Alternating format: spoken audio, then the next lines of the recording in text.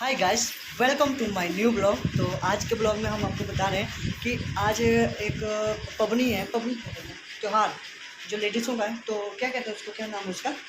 What Savitri Puja. Vat Savitri. तो अभी हम वट के पेड़ के पास जाएंगे, तो वहाँ पे कुछ पूजा करेंगे, तो आपको लाइव दिखाते हैं।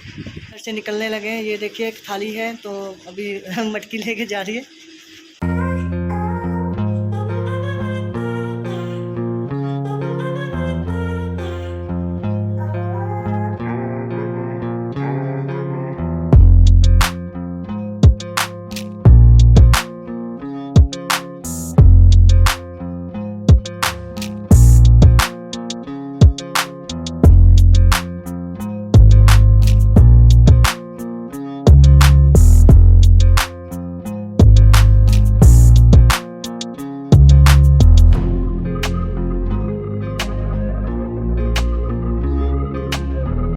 तो गाइस, अभी हम आपको वट सावित्री व्रत की कथा बताते हैं। तो उसमें क्या मतलब है, क्या रहस्य है, इसके बारे में आपको पूर्ण जानकारी देते हैं। भद्र देश में अश्वपति नाम के राजा थे, जिनकी कोई संतान नहीं थी। उन्होंने बहुत यज्ञ कराए, खूब हवन आदि कराए, लेकिन उनकी संतान न हुई। उन्होंने पंडितों को बुलाया और कहा, मेरी संतान नहीं है, कोई ऐसा उपाय बताओ जिससे कि मेरे संतान हो जाए। पंडितों ने बताया कि आपके भाग्य में एक लड़की का योग है, लेकिन वह कन्या 12 वर्ष की आयु में विधवा हो जाएगी। तब राजा दुखी होकर कहने लगे, क्या मेरा नाम नहीं रहेगा? उन्होंने खूब यज्ञ हवन आदि कराए। तब पंडितों ने कहा कि जब वह कन्या पैदा हो तो उस कन्या से पार्वती जी की और बड़ अमावस की पूजा कराना। यज्ञ होम कराने से रानी गर्भवती हुई और उसे एक कन्या की प्राप्ति हुई। कन्या का नाम सावित्री रखा गया। तब पंडितों ने जन्म पत्री देखकर कहा कि जिस दिन यह कन्या 12 वर्ष की होगी, उसी दिन यह विधवा हो जाएगी। इसीलिए इससे पार्वती जी की पूजा कराना और बड़ अमावस की पूजा कराना।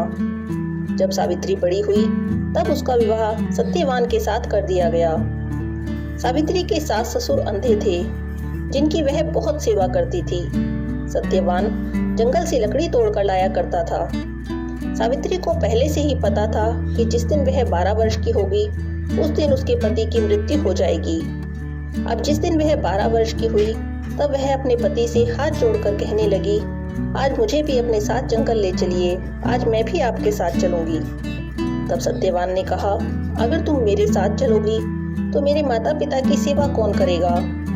उनसे पूछ लेते हैं, अगर उन्होंने कह दिया तो मैं तुम्हें अपने साथ ले जाऊंगा।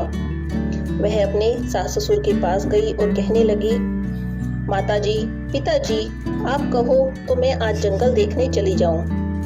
तब उसके सास ससुर ने कहा, बहुत अच्छी बात है, तुम चली जाओ। जंगल में जाकर सावित्री लकड़ी तोड़ने लगी और सत्यवान थककर पेड़ की छाया में सो गया।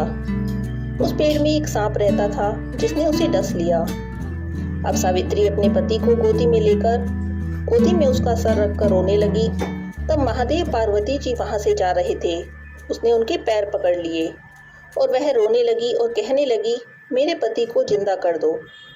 वह बोले, आज बड़ अमावस है, अगर तुम बड़ अमावस की विधि पूर्वक श्रद्धा पूर्वक पूजा करो तो तुम्हारा पति जिंदा हो जाएगा।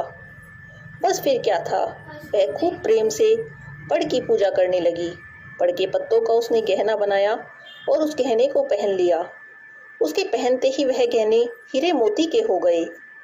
इतने में ही धर्मराज वहां आए और उसके पति को ले जाने लगे। उसने उनके भी पैर पकड़ लिए। अब धर्मराज उससे पीछा छुड़वाने के लिए कहने लगे, तुम कुछ भी वरदान मांग लो। तब उसने कहा कि मेरे माता पिता के पुत्र नहीं हैं, उनको एक पुत्र की प्राप्ति हो।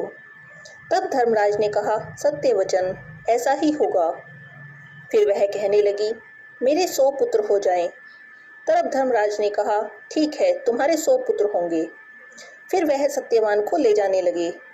तब सावित्री फिर से कहने लगी, हे महाराज, अभी अभी तो आपने कहा है कि मेरे 100 पुत्र होंगे, अब आप मेरे पति को ही ले जाएंगे तो मेरे पुत्र कहाँ से होंगे? तब धर्मराज ने कहा, हे सती, तुम्हारे भाग्य में सुहाग था तो नहीं, परंतु तुमने बड़ ये हमारा दोस्त कुछ एक वो है बैठा हुआ। ये भी है। ये ना कहाँ कहाँ घूमते वो हाथ लगा रहे, देख लीजिए। कहाँ घूम रहे? गर्मी बहुत है, गर्मी मत खाओ।